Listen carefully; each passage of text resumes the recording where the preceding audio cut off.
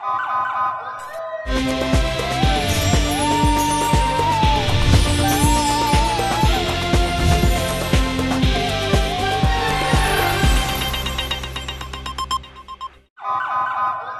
پہلے نظر ڈالتے ہیں اب تک کی بلیٹن۔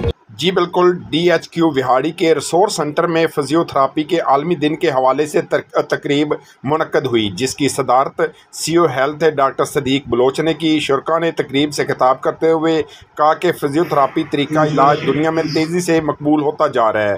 فزیو تھراپی صرف ایکسرسائز کا نام نہیں بلکہ ایکسرسائز فزیو تھراپی کا حصہ ہے، جس سے مختلف قسم کے درد کا علاج کیا جاتا ہے۔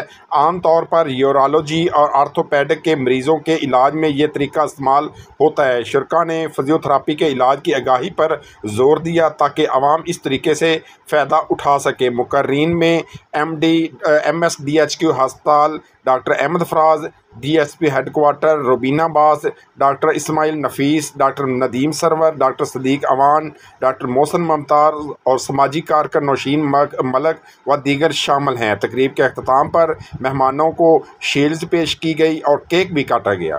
جی بسم اللہ الرحمن الرحیم۔ ورلڈ فزیکل تھراپی کے ڈے کے حوالے سے بڑا اچھا ایک آپ اس کو ہیلتھ ریلیٹڈ ایک پورا سیٹ اپ سمجھیں، ہمارا ایک پوری فیلڈ ہے جس کو شاید سپورٹس کی دنیا میں یا اس میں زیادہ یوٹیلائز کیا جاتا ہے، لیکن ایکچولی اگر ہم دیکھیں کہ ہمارے پاس کمر درد کے، موروں کے درد کے ساتھ، جوائنٹس پینس کے ساتھ لوگ آتے ہیں، اگر یہ پراپرلی اس فیلڈ کو یوٹیلائز کیا جائے تو ہم کافی حد تک میڈیسن، چاہے وہ انجیکٹیبل فارم میں ہو چاہے وہ اورل فارم میں ہو، ان کو ریڈیوس کیا جا سکتا ہے۔